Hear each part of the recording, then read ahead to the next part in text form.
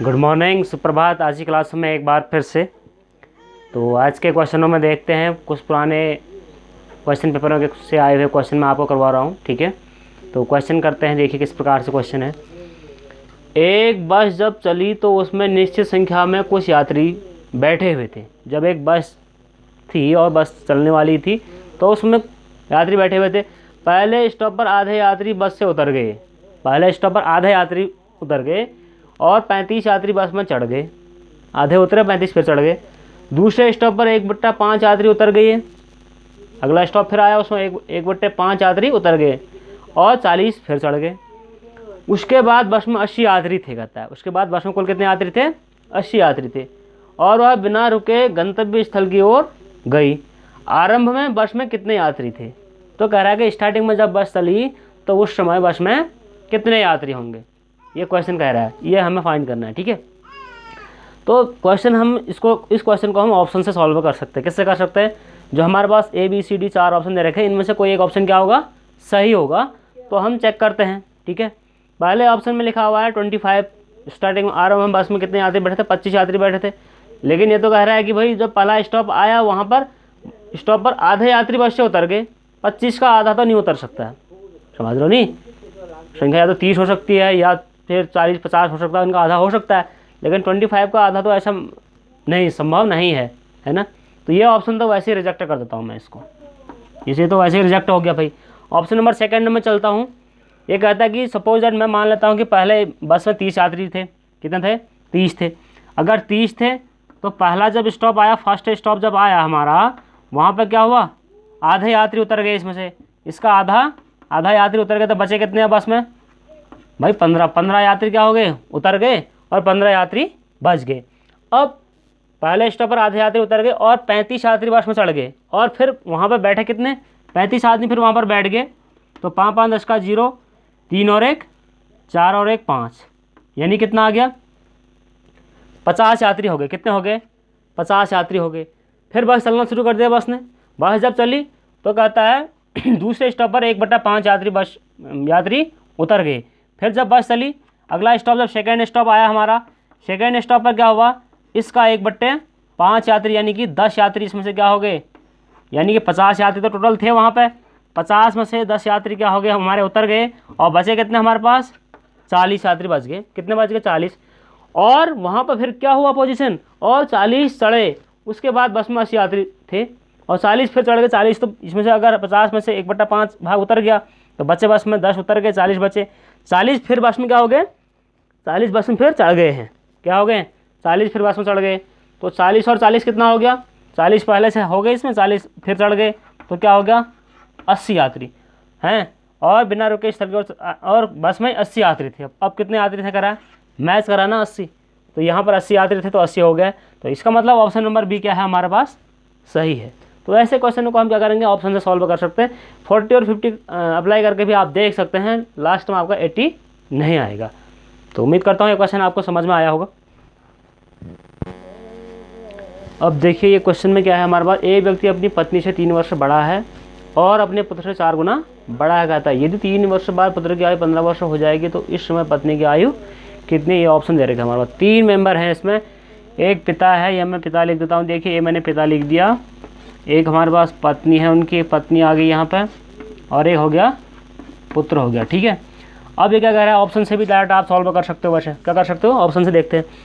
अगर पत्नी की आय कहता है तो 15 वर्ष, तो इस समय पत्नी की आय ना, पत्नी की आय है अगर 60 होती है पत्नी की आय 60 होती तो 3 वर्ष, 3 बड़ा है, ये हो जाता है 63।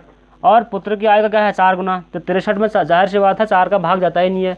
63 किसी भी संख्या का 4 गुना होता ही नहीं है। इसका मतलब ये वाला ऑप्शन मैच नहीं कर रहा है भाई। देखिए आप, अगला यदि 51, अगर ये पत्नी 51 वर्ष की होती है तो ये हो जाता है 51 से 3 वर्ष बड़ा, तो 54, है ना।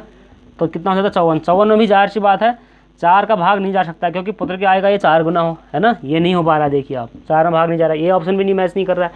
48, अगर पत्नी 48 की होती है तो ये हो जाएगा 3 वर्ष बड़ा, तो 51 का, पिता 51 का, तो पुत्र फिर भी ये 4 का भाग इसमें नहीं जा रहा है भाई। 4 का भाग जा रहा है क्योंकि पुत्र की आय का क्या है? पुत्र की आय का 4 गुना बड़ा है पिता। तो 4 से तो भाग, यानी 51 जो नंबर है किसी भी संख्या का 4 गुना नहीं होता है। अब ऑप्शन नंबर डी हमारे पास आ गया है। क्या आ गया? ऑप्शन नंबर डी हमारे पास आ गया। अगर पत्नी होती है 45 साल की, पिता होता है 48 का, ठीक है, तो पुत्र, इसमें 4 का भाग जाता है, जाहिर सी बात है 4 का भाग जाता है, 4 एकम 4, 4 दूना 8। ये देखो 12 चको 48, 12 से पूरी बार भाग चले गया इसमें। तो वो कह भी रहा है 3 वर्ष बाद पुत्र की आयु कितनी हो जाएगी? 15 वर्ष। अगर 12 में 3 जोड़ देता हूँ, 12 3 15। Option number D will be correct. एक तरीका तो ये है इसको सॉल्व करने का। दूसरा तरीका देखिए, इसका और तरीका है मेरे पास। ये देखिए, सपोज दैट मैं पत्नी की आयु मान लेता हूँ, क्या मान लेता हूँ?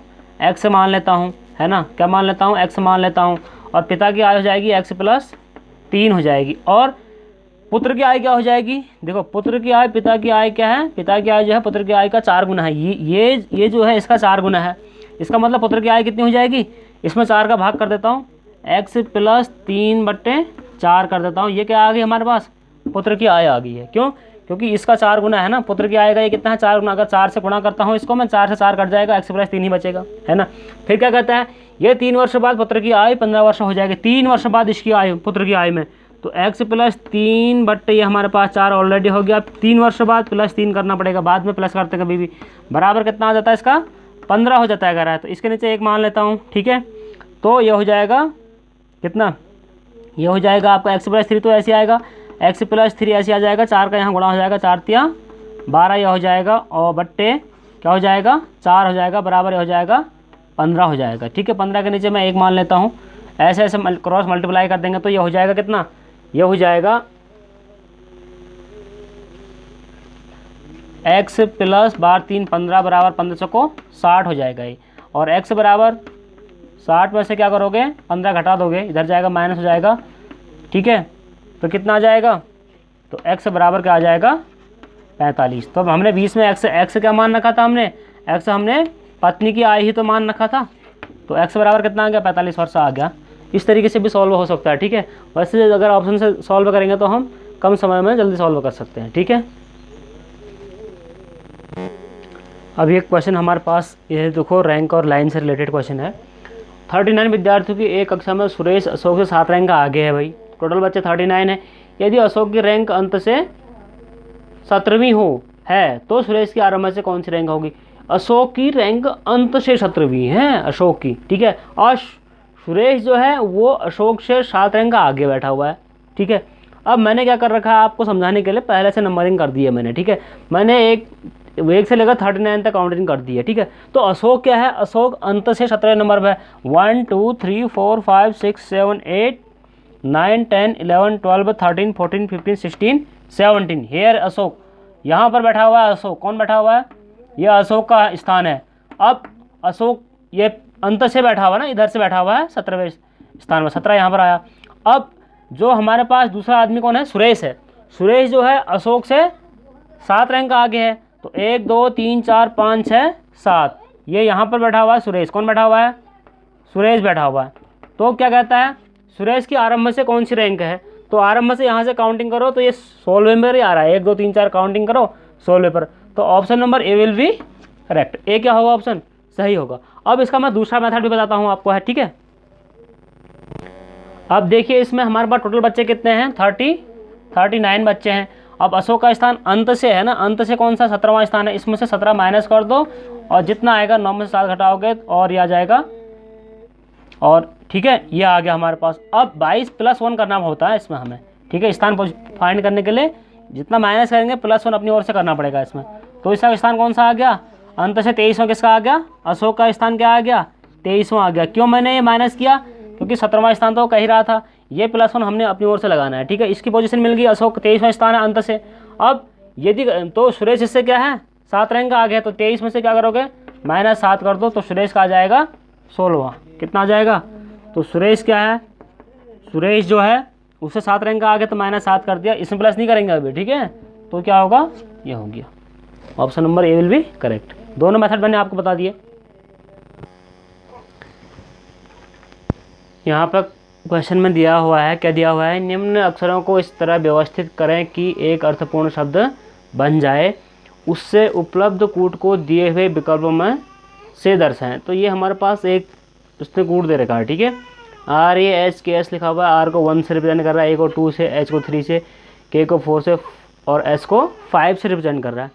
तो हमें बताना है कि एक मीनिंगफुल, इन्हीं शब्दों से हमें क्या करना है, एक मीनिंगफुल वर्ड बनेगा, वो चूज करके हमें बताना है कि क्या बन सकता है इसमें। सपोज दैट हम पहला ले लेते हैं, पहले में 5 है, 5 का नंबर क्या है एस, फिर 1 है, 1 का नंबर आर है एस आर, फिर 2 है, 2 में ए है हमारे पास, फिर 3 में हमारे पास एच है, और 4 में हमारे पास क्या है के।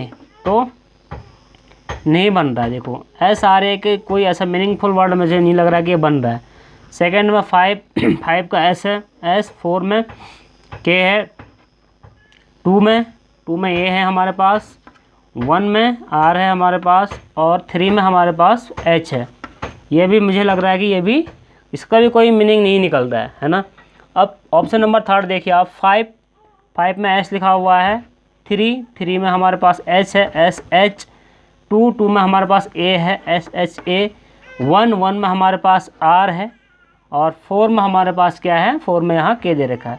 तो एस एच ए आर के क्या बन रहा है, सार का एक टाइप की फिश होती है, मछली होती है ना। तो option number C will be correct, ठीक है। तो इस तरह के क्वेश्चन भी एग्जाम में अक्सर आते हैं, तो हमें मैच करना होता है, ठीक है। मुझे लग रहा है ये भी ऑप्शन रॉन्ग ही होगा, ठीक है। इस क्वेश्चन में आप देखिए INDETRMINAT शब्द समूह से निम्न में से कौन सा एक शब्द नहीं बनाया जा सकता, ठीक है। इन वर्ड में से एक शब्द इनमें ऐसा होगा जो नहीं बनाया जा सकता, बाकी बनाए जा सकते हैं। तो ये क्वेश्चन आपको सेल्फ सॉल्व करना है, और बहुत हार्ड भी नहीं है, बहुत ईजी क्वेश्चन है, ठीक है। तो उम्मीद करता हूँ आज की क्लास में आपको समझ में आई होंगी। इसी तरीके से मैं आगे भी क्लास आपको देते रहूँगा। तो thank you, have a nice day.